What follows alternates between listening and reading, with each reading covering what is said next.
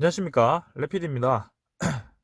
3월 24일 시스템 반도체 파운드리 종목 리뷰 하도록 하겠습니다. 자, 오늘도 별로 좋진 않았어요. 생각보다 좋지 않았고, 러셀 빼고는 다 뭐 거의 부한 마무리나 하락을 좀 했죠. 네, 그런 상황이고요. 일단 증시를 좀 보시면 코스닥이 좀 좋게 진행이 되었습니다. 지금 코스피보다는 코스닥으로 확실히 매수가 붙는 것 같은데, 일단 이 코스닥 종목 자체가 바이오 관련주, 그 다음에 진단키트 관련주 이런 주식들이 좀 오르면서 같이 좀 오르는 것 같습니다.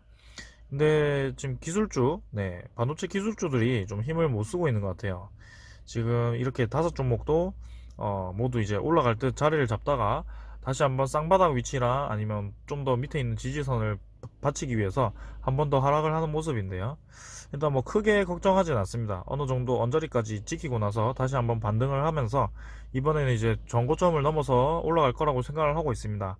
그래서 시스템 반도체에 대한 공급 부족 사태는 계속 이어지고 있기 때문에 지금 잠깐 뭐 미국과 중국 패권 다툼, 그 다음에 뭐 코로나 다시 재발, 뭐 브라질 같은 경우는 변종 코로나가 또 유행을 하면서 이렇게 이제 경기 회복에 좀 빨간불이 약간 들어오는 듯한 모습이었습니다. 그래서 실제로 이 채권도 시장이 좀 내려왔습니다.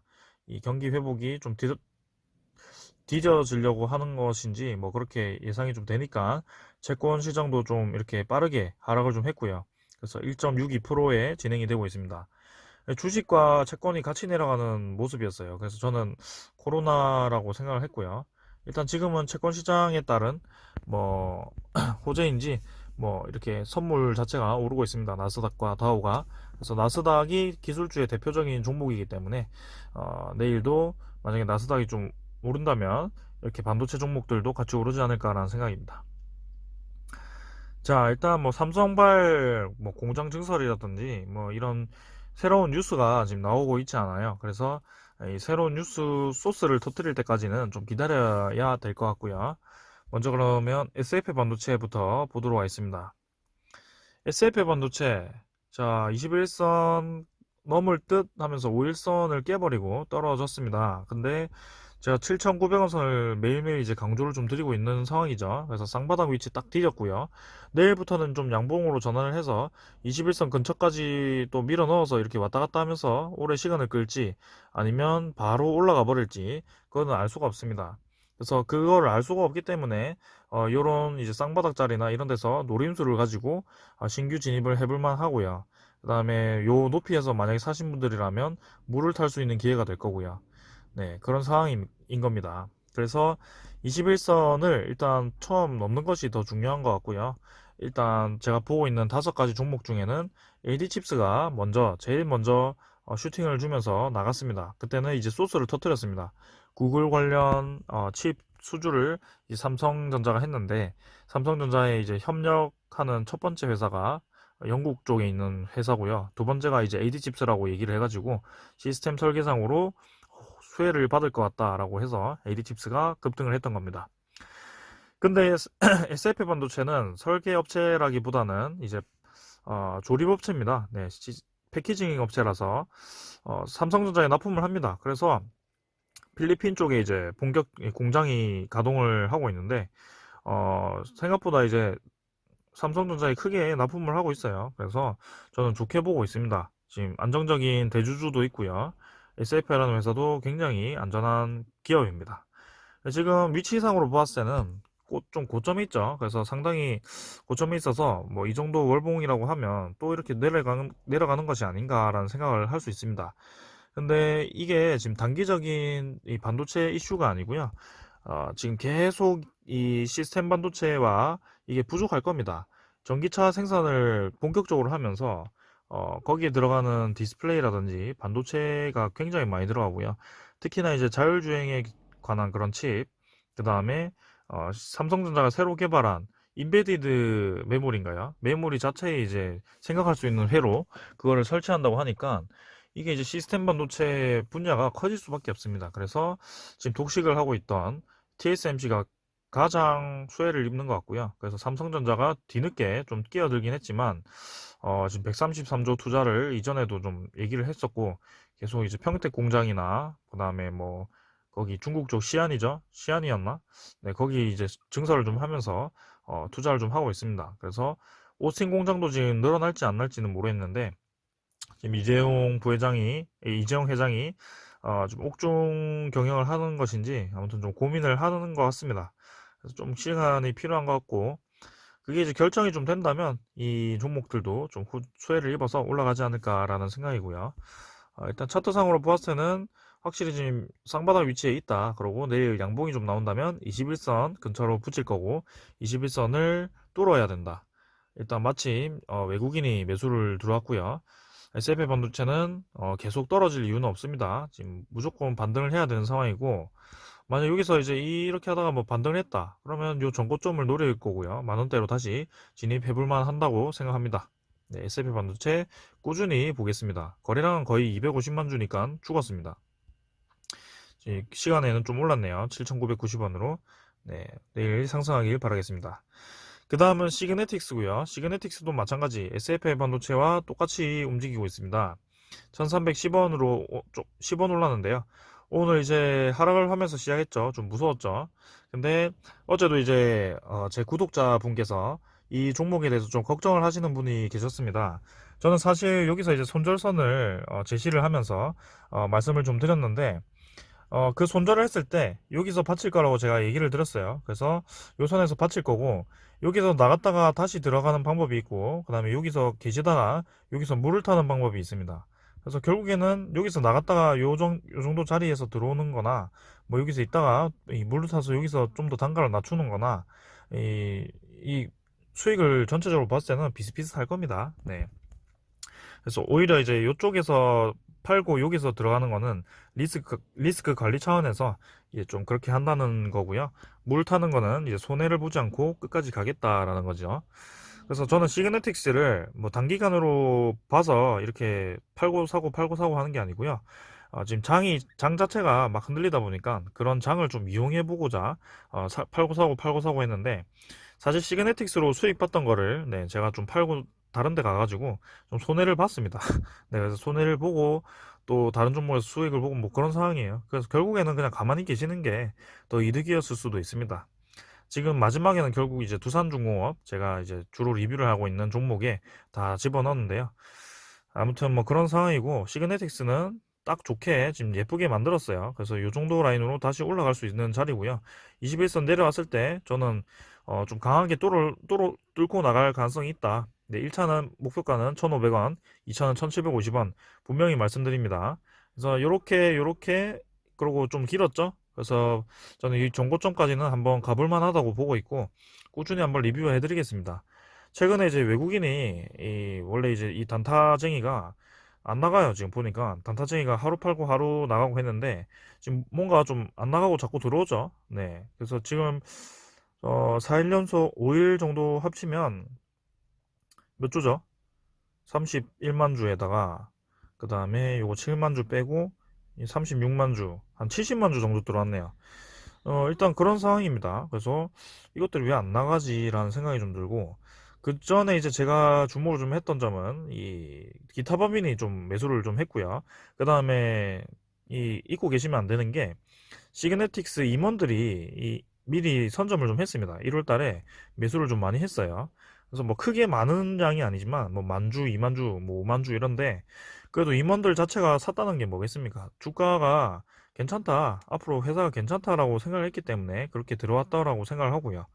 요 원자리에서 들어왔기 때문에 아직 임원들은 계속 가지고 있습니다. 그래서 이런 종목들이 결국에는 길게 보았을 때 지금 뭐 잠깐 단기로 봤을 때 내가 팔아서 1,500원에 팔아서 1,300원 됐네. 나 엄청 잘했다라고 생각할 수도 있는데 결국에는 이렇게 갈 수도 있는 거예요. 그래서 나 왜 요때 팔았을까 이런 생각을 또 하거든요. 그렇게 되면. 그래서 그런 건 다 본인들의 선택이기 때문에 큰 걱정하실 필요 없을 것 같아요. 저는 이미 저점을 다지고 나서 한번 U자로 턴어라운드를 해서 60월봉선까지 뚫고 나간 상황에서 한 번에 지금 내려오지 않고 60월봉선을 디디면서 반등을 다시 한번 준비를 하는 모습입니다. 그래서 이때와 다르게 4월 달에는 오히려 또 양봉이 뜨면서 좋게 진행이 될 가능성이 높다고 봅니다. 지금 2월과 1월에 굉장히 거래가 많이 터졌다가 이렇게 갑자기 거래를 탁 죽이면서 3월 달에는 좀 조정을 길게 주는 것 같은데요. 다시 4월에 거래를 터뜨리면서 좀 올라가 보지 않을까라는 생각이네요. 지금 역대급 거래량을 괜히 터뜨리는 게 아니에요, 이게. 지금 시그네틱스 이렇게 역대급 거래량 터뜨리고, 다 안 나갔습니다, 세력은. 가지고 있을 거예요. 그래서 저도 여차하면 다시 한번 뭐 보도록 하겠습니다. 일단 지금 상황은 다행히 마지노선 지키고 다시 한번 반등을 준비하는 모습이다. 네, 그런 상황이고 그 다음에 AD칩스고요. AD칩스도 제가 좀 가지고 있다가 지금 뭐 나간 상황인데 요 언저리에서 뭐 왔다 갔다 하죠. 그래서 결국에는 21선 한번 터치하고 올라왔고요.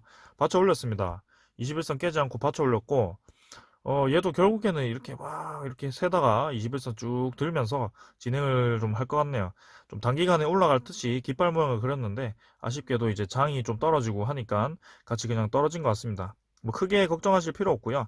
얘는 조금 불안한 점이 있다면 대주주 지분이 좀 약해서 좀 불안한데 결국에는 이제 사업 보고서를 보시면 뭐 적자는 당연했고요. 이 관련주들이 모두 적자였다가 이번 올해 이제 시스템 반도체 테마를 타고 흑자로 전환이 될 가능성이 있다라고 기대를 해서 주가가 이렇게 반응을 한 겁니다.